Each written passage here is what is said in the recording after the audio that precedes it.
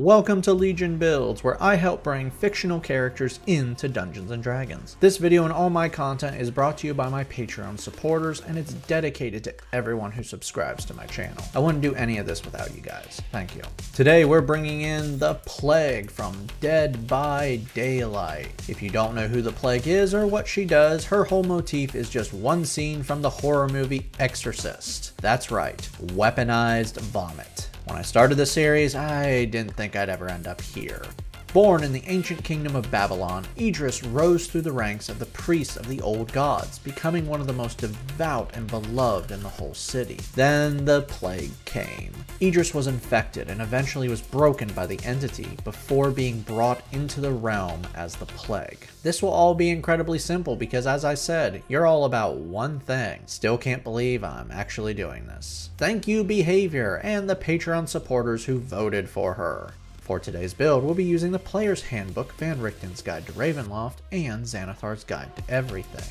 We're using standard point array, and while we are multi-classing, they use the same stat, so don't worry about minimums. We're going to start things off with Charisma at 15. You were the most beloved priestess, but you were never actually trained as a priest. That's how charismatic you are. Con will be next at 14. The plague has taken your ability to feel pain and transformed you into something that will not die. Wisdom will follow at 13. You were a priestess in your previous life, but you were rather conceited, and that kind of ruined everything for you. Dex will be a 12. You don't wear armor, so we need your AC to have some modifier. Intelligence will be lower to 10, and we're dumping strength. Your muscles are decaying, so I'm thinking you really can't throw a punch.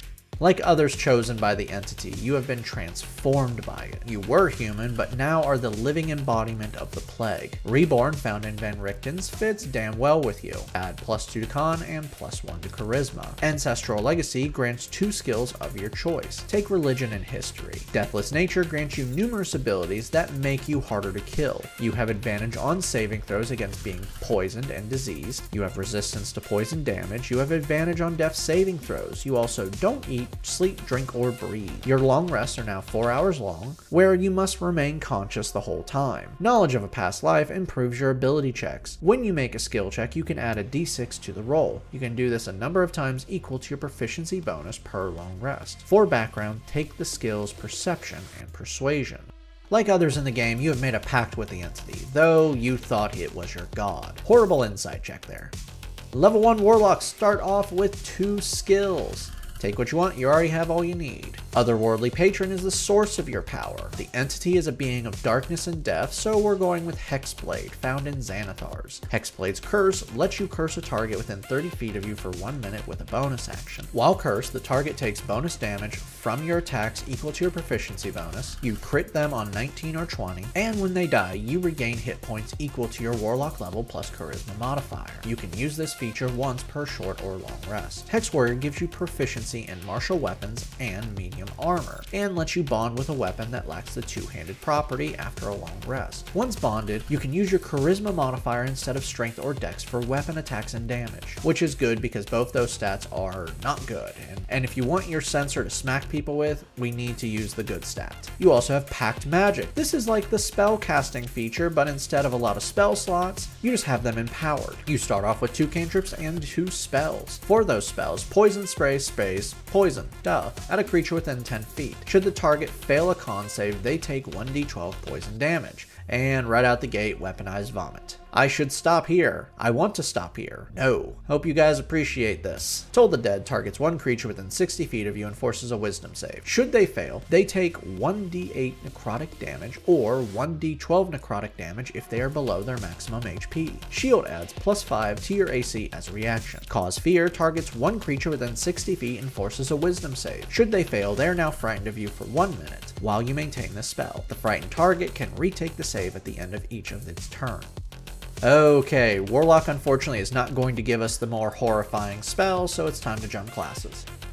Level 1 sorcerers have a sorceress origin. Since the entity changed you and you think it's a god, we're going Divine Soul, also found in Xanathars. Favored by the gods allows you to add 2d4 to a failed save or missed attack. You can use this feature once per short or long rest. Divine Magic adds all cleric spells to your possible spell list and grants you a free spell. For your spell, Inflict Wounds allows you to make a melee spell attack and deal 3d10 necrotic damage on a hit. You are also now a full-on spellcaster. Normally when multi-classing spellcasters, you have to calculate how many spell slots you have. But guess what? Warlocks aren't real spellcasters. They cheat. So you get both your Warlock slots and your Sorcerer slots. You're starting off with 4 cantrips and 2 spells. For those spells, Acid Splash hurls acid. Damn, I hate this build. At a creature within 60 feet or 2 creatures if they're standing next to each other and forces a dex save. On a failure, the target or targets take 1d6 acid damage. Infestation unleashes a cloud of plague flies targeting one creature within 30 feet and forcing a con save. On a failure, the target takes 1d6 poison damage and then forces the target to move 5 feet in a random direction determined by a d4. Spare the Dying stabilizes one creature that is down to 0 HP that you can touch. Cure Wounds heals 1d8 plus your charisma modifier. Ray of Sickness targets one creature within 60 feet and deals 2d8 poison damage and forces a con save. On a failure, the target is poisoned. You gain 1 more cantrip.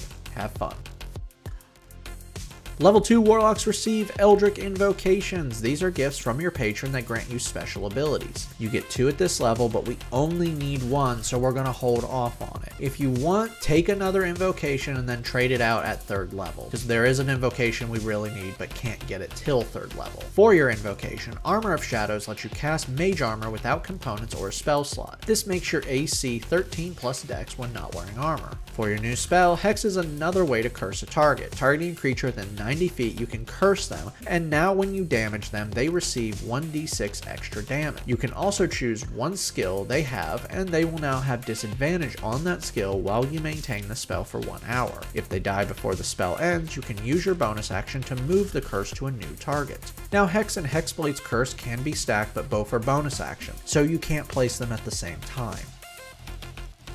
Level 3 Warlocks gain a Pact Boon. Pact of the Blade lets you summon any magical weapon you want to your hand as an action, and it benefits from Hex Warrior. Your Profane Censer should be a flail. Now we can grab the other invocation. Improved Pact Weapon turns your Censer into a spellcasting focus for you for your Warlock spells and turns it into a +1 weapon. You also receive 2nd level spell slots. For your new spell, take what you want. Most of the spells you want are Sorcerer. Level 4 Warlocks earn our first ability score improvement. Let's bump up Charisma for better attack, damage, and spell DC. For your final Warlock spell, take what you want. Your character level 5 now, which means Poison Spray, Toll the Dead, Acid Splash, and Infestation all get another damage dice each. Level 2 Sorcerers receive Font of Magic. You now have sorcery points equal to your sorcery level that you can spend on abilities. Right now you can only spend these points to regain spell slots or burn spell slots to regain points. For your new spell, False Life grants you temporary HP for 1 hour equal to 1d4 plus 4, and you can add spell levels to gain 5 more temporary HP per level. Level 3 Sorcerers now have Meta Magic. These are ways to augment your spells by spending sorcery points. For your Meta Magic options, Heightened Spell lets you spend 3 sorcery points to give one target of your spell disadvantage on their save. Empowered Spell lets you spend 1 sorcery point to re-roll a number of damage dice equal to your Charisma modifier for your spell. You also now have 2nd level spells. For your new spell, Wither and Bloom lets you create a 10-foot radius sphere within 60 feet. Each creature of your choice in the sphere must make a con save or take 2d6 necrotic damage. This spell also kills all non-magical plants within the sphere. You can also use this spell to allow one creature in the sphere of your choice to roll an unspent hit dice and regain hit points equal to your charisma modifier plus the dice. Level 4 Sorcerers earn another ability score improvement. Let's bump up Con. For your new spell, Dragon's Breath grants you a Dragon's Breath weapon while you maintain the spell for 1 minute. You exhale a 15-foot cone and force a dex save on everyone within the cone, dealing 3d6 damage on those who fail. This damage can be fire, cold, acid, poison, or lightning. You should go with either poison or acid. This is literally you puking on someone to wound them. Yes, a Dragon's Breath weapon is in fact weaponized vomit. I will never get that image out of my head now. You also gain a new cantrip, Go Nuts. Level 5 sorcerers now have access to 3rd level spells. For your new spell, Fear turns D&D into Dead by Daylight. Creating a 30-foot cone, you force everyone within the cone to make a wisdom save. Should they fail, they become frightened of you while you maintain the spell for 1 minute, and all they can do is run away from you after they drop everything they're holding. They can now only take the dash action, so no attacking you, and as long as they can see you, they can't break the effect. But once they get out of line of sight, they can attempt the save again.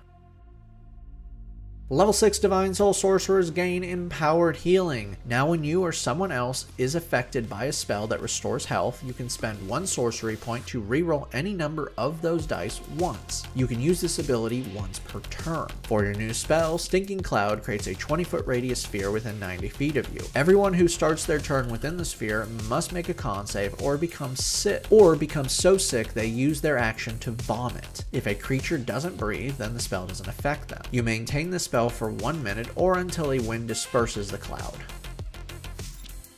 Level 7 sorcerers now have 4th level spells. For your new spell, Blight targets 1 creature you can see within 30 feet of you and forces a con save. On a failure, the target takes 8d8 necrotic damage.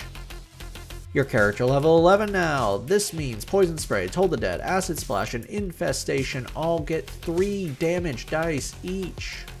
Level 8 sorcerers earn another ability score improvement. Let's place this in the dex for a better AC. For your new spell, Grab What You Want, we're good at this level. Level 9 sorcerers gain 5th level spells. For your spell, Contagion allows you to infect someone you attack with a disease. Making a melee spell attack, you poison them on a hit. At the end of each of their turns, they must make a con save. If they succeed 3 times, the spell and poison end. But if they fail 3 times, then the poison ends and they are diseased for 7 days unless they can magically remove it. You can choose one of 6 effects from the disease chart, but there's already enough in this video, so I'm gonna have you guys go check it out and decide what disease you want to give them. Level 10 sorcerers receive another meta magic option. Distant spell spends 1 sorcery point to double a spell's range. Or, if the spell has a range of touch, give it a range of 30 feet. For your new spell, Cloud Kill creates a 20-foot radius sphere within 120 feet of you. When a creature enters a sphere or starts its turn in it, they must make a con save or take 5d8 poison damage. The cloud moves 10 feet at the start of your turn while you maintain the spell for 10 minutes. You also gain your final cantrip. Once more, take what you want. Level 11 sorcerers now have 6th level spells. For your new spell, Harm forces a con save on a target within 60 feet. On a failure, they take 14d6 necrotic damage, and for 1 hour their maximum HP is reduced by the necrotic damage. This spell can never reduce the target's HP below 1. Level 12 sorcerers earn another ability score improvement, Cap Off Charisma. Level 13 sorcerers have 7th level spells. For your new spell, Circle of Death creates a 60-foot radius sphere within 150 feet of you and forces a con save on everyone within the sphere. Should they fail, they take 8d6 necrotic damage. Your character level 17 now. Poison Spray, Toll the Dead, Acid Splash, and Infestation's damage is now maxed out at 4 damage dice each. Level 14 Divine Soul sorcerers gain Angelic Form. This one really doesn't make sense for you, but to get all of these spells, we'll put up with it, and to be honest, it's kind of cool. As a bonus action, you can transform yourself into an Angel of Pestilence. You now have a flying speed of 30 feet. Your wings stay until you're incapacitated, die, or you dismiss them. Level 15 sorcerers receive 8th level spells. For your final spell, Abby Delizim's Horrid Wilting creates a 30-foot cone within 150 feet of you. Everything inside the cone must make a con save or take 10d8 necrotic damage. Our final level is level 16 sorcerers, and you earn your final ability score improvement, Cap Off Con. Now that we've reached level 20, let's recap. Your stats are Strength 8, Dex 14, Con 20, Intelligence 10, Wisdom 13, Charisma 20. Your total levels are Sorcerer 16, Warlock 4. Let's dive in. You are disgusting. I don't even want to explain that. poison your enemies, give diseases, lower their total health, and just cause death. You can also double the distance of your spells and poison whole areas. In battle, you can frighten your enemies and then hit them with a 1d8 plus 6 bludgeoning weapon. You also have great health for a spellcaster with 187 taking the average, and you can heal yourself. Downside. First and foremost, your AC is terrible. You're only at 12 without Armor of Shadows. At least with shield and mage armor, you can go up to 20 for one turn as a reaction. Thankfully, you have access to armor, so wear that. You also have a lot of concentration spells, which is every spellcaster. Thankfully, your cantrips are so good they can be your main mode of attack while you unleash your plagues. Also, you're disgusting. Why would anyone main the plague? This is a pretty sick build, no pun intended. You have amazing range and damage, so you don't have to be up close and personal. Stay back and spread your pestilence to all corners of the battlefield. Thank you for joining me today. Make sure to check out all of my other builds, and especially my Dead by Daylight playlist. There you can find the Nurse, Wraith, Huntress, and more. Make sure to like and subscribe to not miss a single new build on YouTube and Spotify. On Patreon now, you can vote for next week's new build. It's a battle of punches, as it's Sanosuke from Rurouni Kenshin versus Kazume from Escride.